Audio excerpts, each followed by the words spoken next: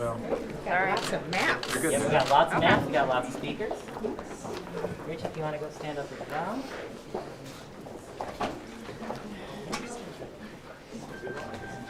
That four has the power of 2 mics. She's on stereo. Have you stand right there?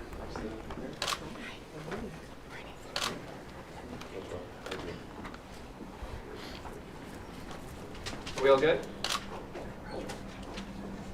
All right, go ahead, Mary Jones. Hi, good morning, everyone. Good morning. Thank you for joining us this morning on North Grand. I'm excited to be here joined by President Megan Green and other advocates as I prepare to sign this historic bill.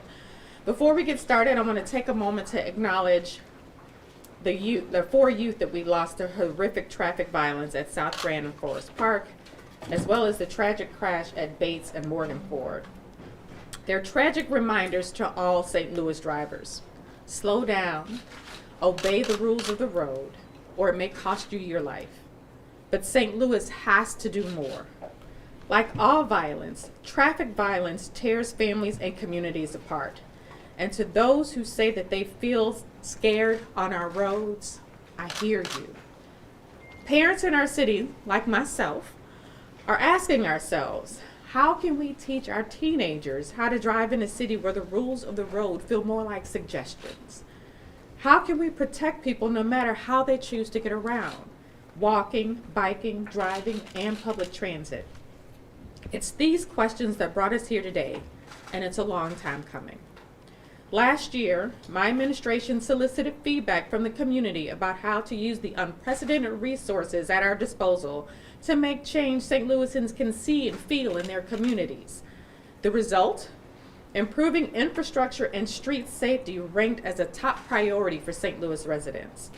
We also held 2 town halls on South Grand and North Grand, just a few blocks from where we're standing today at the Boys and Girls Club.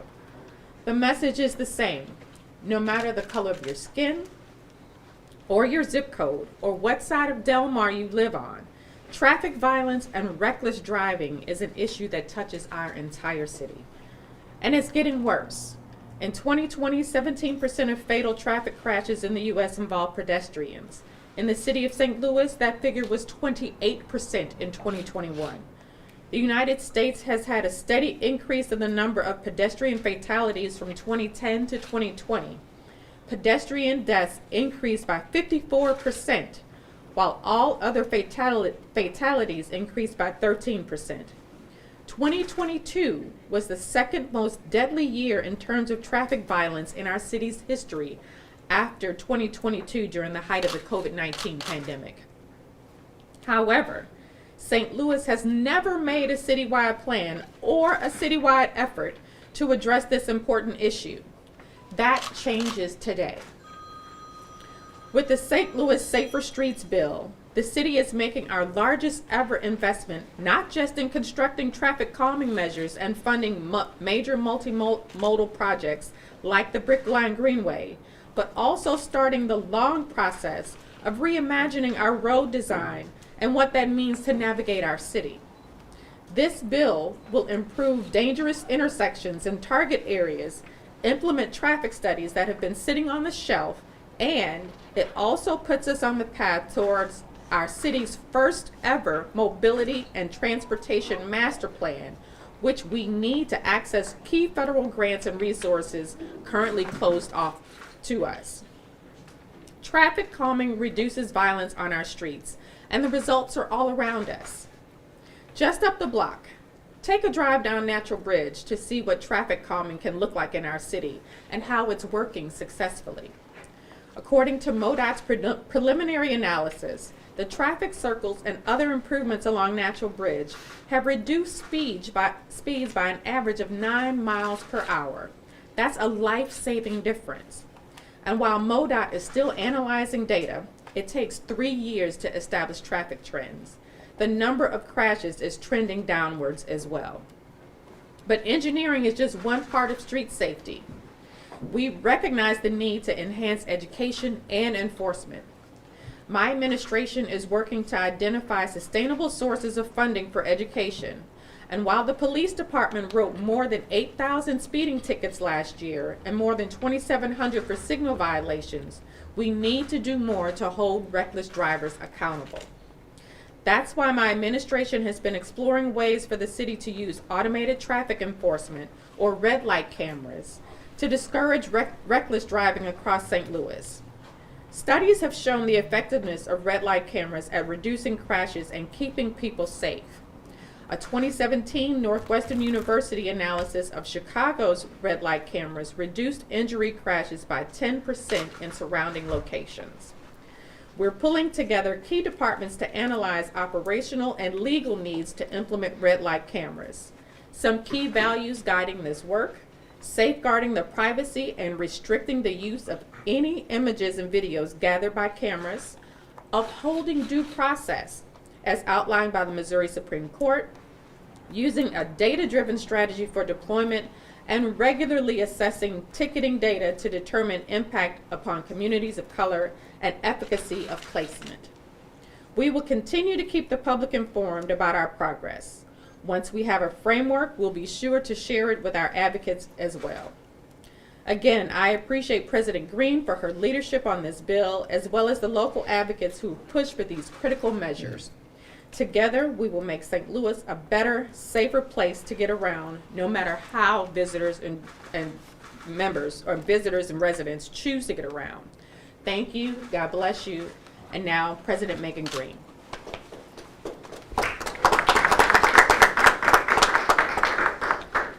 Good morning. As we all know, traffic violence has become all too common in our community.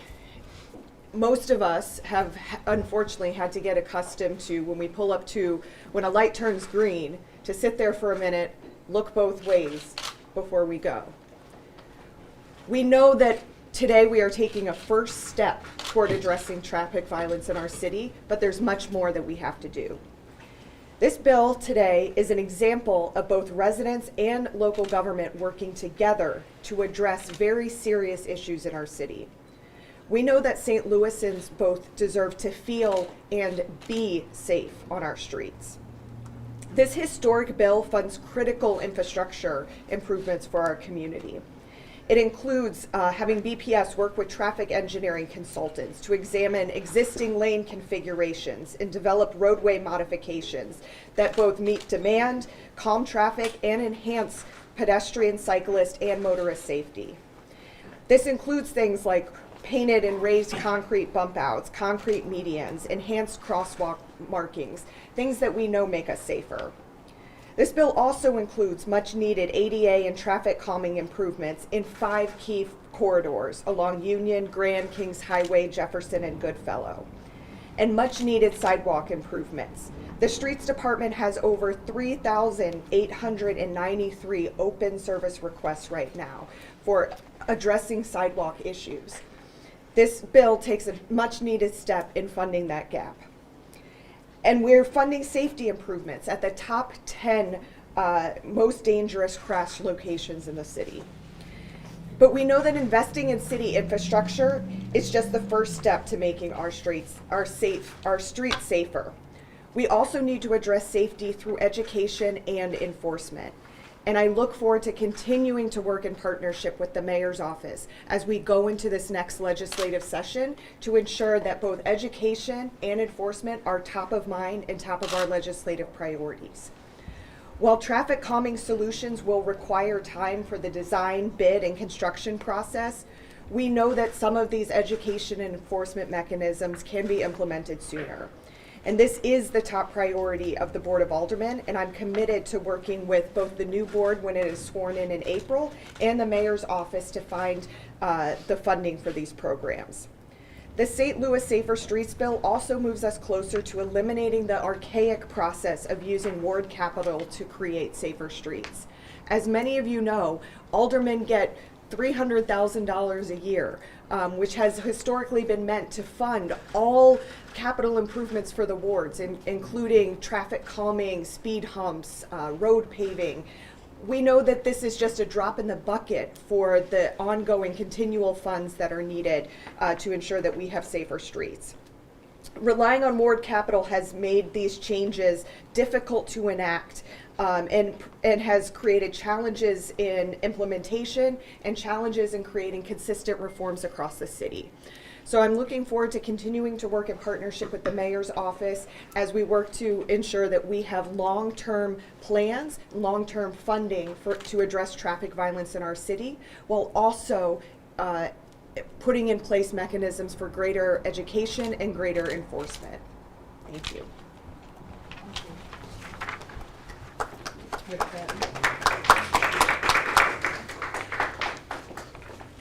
Good morning. My name is Rich Bradley, and I'm the president of the Board of Public Service for the city. The Board of Public Service, which houses much of the city's public works programs, will be tasked with carrying out and constructing the measures that we're discussing today. Deploying traffic calming solutions is a multi-step process. First, it begins with a study, then engineering design work, then open bidding, and then construction. Currently, the city has traffic studies in key areas that lack the funding to move forward. This bill will move these studies into the design phase. Once the designs are completed, the work is then bid out. And once the contracts are awarded, the construction and improvements will then begin. You see the maps around us and the data that BPS is reviewing to determine the final list of projects and locations. I want to stress that not all of the target areas will receive funding and improvements through this bill, although we are looking to maximize the impact by bringing traffic studies over the finish line and determining which intersections need the work the most and are prioritized. It took decades to build the infrastructure that we use every single day. This will not be work that we can complete overnight. Infrastructure work is very complicated, it takes time and a lot of thought. But BPS is moving as quickly as possible towards construction of road and pedestrian safety measures. The time frame for moving forward on these projects is as follows. The design process will begin in the spring of '23, and BPS has already retained designers and consultants who simply need this funding to start moving. Then the designs will be completed by the end of this year and the first quarter of 2024, and construction will begin in '24. We know the people are looking for action, and BPS, in conjunction with the street department and our planning and design agency, will work together to move these infrastructure improvements forward on a timeline while keeping all of our residents updated.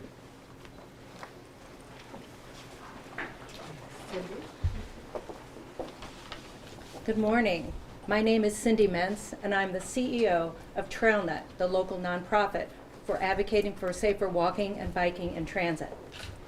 I want to thank you, Mayor Jones, for inviting TrailNet to speak on behalf of our neighbors who walk, bike, and use transit in the city of St. Louis. TrailNet has spent the last 3 decades advocating for the city to invest in our streets. Today, it's happening. I want to thank you, Mayor, and the members of the Board of Aldermen who have helped move this bill forward. I also want to thank the citizen advocates and community leaders who have recognized that traffic violence is one of our city's most pressing issues, and they raised their voices to make change happen. This investment is substantial. The funding allocated for this bill must be carefully applied on a comprehensive scale. For far too long, our city has relied upon fixing broken streets and sidewalks piece by piece, without considering the network as a whole. For far too long, our most dangerous streets in our most overlooked neighborhoods have fallen into disrepair. This funding can begin to correct decades of disinvestment. This is a historic first step. However, while improving infrastructure is crucial, it will not on its own deter reckless driving or end the plague of traffic violence. We encourage the deployment of automated traffic enforcement that is equitable. We appreciate the mayor taking a comprehensive needs-based approach to safety, and we must ensure that street improvements address the safety of all users. TrailNet and our partners stand ready to work with the administration in pursuing a vision of zero traffic injuries and fatalities. Again, TrailNet is hopeful that the signing of this bill will lead to safer streets for all. So let's celebrate this moment and commit to the work ahead together. Thank you. Good morning. My name is Susan Troutman, and I serve as the CEO for Great Rivers Greenway. I want to thank the Mayor, President Green, Board of Aldermen, and our advocates and partners in the Board of Public Service just for the opportunity to be here today. We are all here because we heard from the community the importance of safety. As we began to design the Brickline Greenway, it was the community's voice that drove the design, and it is about calming the traffic and creating safe and beautiful places. With the passage of this board bill, though, we are now able to comprehensively address both sides of Grand Avenue and to make a really beautiful space that is safe and welcoming for all. Without this kind of comprehensive thinking, we would still be doing work piecemeal. So it makes a huge difference that the Board of Aldermen and the Mayor's office and the advocates have all come together to work together. And I think the most important thing we can do in the Brickline Greenway is to make sure that together we are lifting up and serving the voices of the people who have told us how important it is to have a safe environment and to also have beautiful spaces to live, work, and play. So we are excited to work again in partnership with the city and with TrailNet and other partners here to bring the Brickline Greenway to life, and we will be starting here in North St. Louis. Thank you. Thank you, Susan. Good morning. Good morning. Thank you. My name's Liz Kramer. I'm the co-chair of the Community Mobility Committee. I'm joined by my co-chair, Christy Holland. We're so grateful to Mayor Jones, President Green, the Board of Aldermen, and the whole team that's gathered here today for their work to bring this historic investment to fruition. This investment is not just a nice to have in St. Louis. Our sidewalks and streets are deadly, as we've witnessed in the last few weeks with the horrific deaths of Corntrell McKinley, Anthony Robinson, Richard Boyd, Brianna Dentman Johnson at Forest Park Parkway and Grand, and with the maiming of Janae Edmondson downtown, in addition to the 20 people who were killed walking and biking in 2022. For years, we've lived with streets that exacerbate the recklessness of drivers, and no one in our city should live in fear for their lives as they go from place to place. In the very near future, as Mr. Bradley outlined, we will look back at this moment as a sea change, when we begin looking at transportation comprehensively, where we're looking across the city, across ward boundaries, across different modes of transportation. We will be working proactively, guided by our completed and adopted mobility plan that will shape a long-term strategy that allows us not just to have good design and good building, but good maintenance, good education, and strong enforcement that's fair and equitable. This historic investment is a down payment. We have so much work to do, not just to change our built environment, but to change our culture. We have to be consistent as we begin to rebuild and reimagine what our relationship to traveling around St. Louis can be. Because this change is long-term, we know that this funding is really a chance for us to make some needed improvements right now. We'll be able to quickly and efficiently see those improvements that everyone else has described. ADA crosswalks, traffic calming, greenways, and so much more. How this work happens is absolutely critical because these projects are going to set the tone for a culture shift around our vision of St. Louis that's a great place to get around, on foot, on bike, in scooters, on the bus, in your car. And the Community Mobility Committee is looking forward to working in partnership with the Mayor's office and all of the departments who are represented here and across the city to ensure that the projects that happen directly engage residents, respond to historic racist disinvestment in parts of our city, and impact the lives of people across St. Louis in positive ways. Again, thank you so much, Mayor Jones, for your commitment to the urgency of addressing traffic violence and the experience of getting around our city. I can't wait to see what comes next. All right, thank you to all the speakers. We have some time for some questions, and we'll move to the bill signing. Mayor, you mentioned